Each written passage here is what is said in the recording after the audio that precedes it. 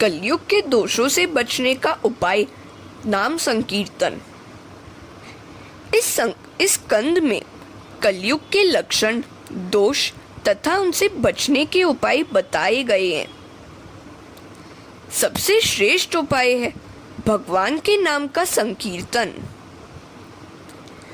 कलयुग के कई दोष होने पर भी एक लाभ है। कलयुग में जहां भी कृष्ण कीर्तन होगा उसके घर कली कभी नहीं जाएगा। कली से बचने का एकमात्र उपाय है कृष्ण कीर्तन। सुखदेव जी कहते हैं, हे राजन, कलयुग के अपलक्षण अनेक हैं, किंतु श्री कृष्ण का कीर्तन करने से सभी दोषों से, पापों से छूटकर प्रभु को पाया जा सकता है। कलेर दोष निधे राजन नस्ति ह्यको महान गुण कीर्तनादेव कृष्णस्य मुक्त संग परम व्रजेत।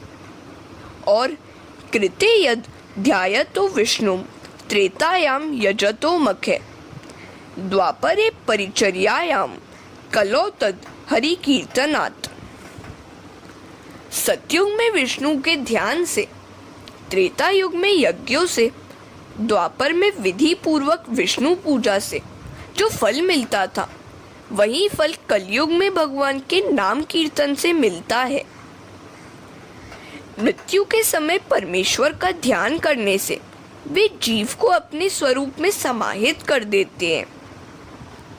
हे राजन, तुम आसन्न मृत्यु हो, अतः अपने हृदय में भगवान केशव की स्थापना करो, वे तुम्हें परम गति देंगे। हे राजन, जन्म, जरा और मृत्यु शरीर के धर्म है, आत्मा के नहीं। आत्मा तो अजर और अमर है। सो मैं मर जाऊंगा, ऐसी पशु बुद्धि का त्याग करो। घट फूट जाने पर उसमें समाया हुआ आकाश महाकाश से मिल जाता है। इसी प्रकार देहोत्सर्ग होने पर जीव ब्रह्ममय हो जाता है। राजन, आज तक्षक तुम्हें डसेगा, वह तेरे शरीर को मार सकेगा, आत्मा को नहीं।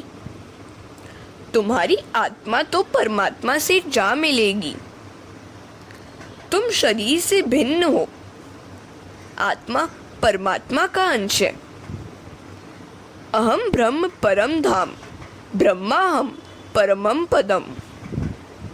राजन, मैं ही परमात्मा रूप ब्रह्म हूँ और परमप्रद रूप ब्रह्म भी मैं ही हूँ। ऐसा सोचकर अपनी आत्मा को ब्रह्म से जोड़ लो। तक्षक रूपी काल भी श्री कृष्ण का ही अंश है। शरीर नाशवान है, लेकिन आत्मा तो अमर है। जब तक मैं यहाँ हूँ, तक्षक नहीं आ पाएगा। सो यदि कुछ और सुनने की इच्छा हो तो जरूर बताओ। हरे कृष्णा।